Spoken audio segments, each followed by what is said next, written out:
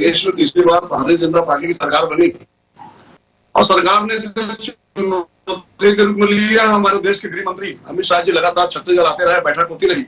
अब बैठक में सिर्फ छत्तीसगढ़ के अधिकारी नहीं, तेलंगाना, मध्य प्रदेश और आसपास के जितने हमारे स्टेट है, क्या उड़ीसा की बात करूं, क्या महाराष्ट्र की बात करूं, सभी के अधिकारी शामिल हुए। एक रणनीति बनी और उस रणनीति का फायदा आपको दिख रहा है।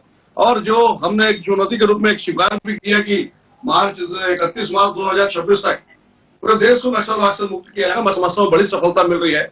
आपको जानकारी है गांधी जी, पूरे देश जानता है 126 जिले में नक्सलवाद फैला हुआ था और देश के तत्कालीन प्रधानमंत्री मनमोहन सिंह जी ने बयान भी दिया था कि नक्सलवाद देश की बहुत बड़ा खतरा है, लेकिन उन्होंने कुछ किया नहीं।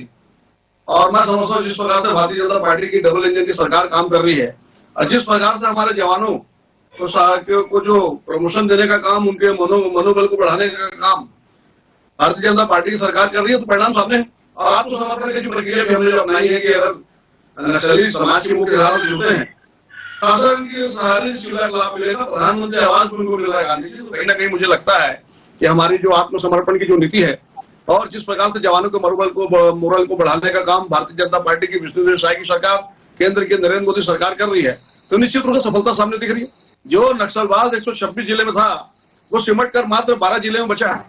114 जिले से नक्सलवाद समाप्त हो गया है। मैं समझता हूँ भारतीय जनता पार्टी की केंद्र की सरकार और राज्य की विष्णुदेव साय की सरकार की बड़ी सफलता है। गांधी जी, चलिए प्रगति जी, इस सफलता को आप किस तरह से देखती हैं?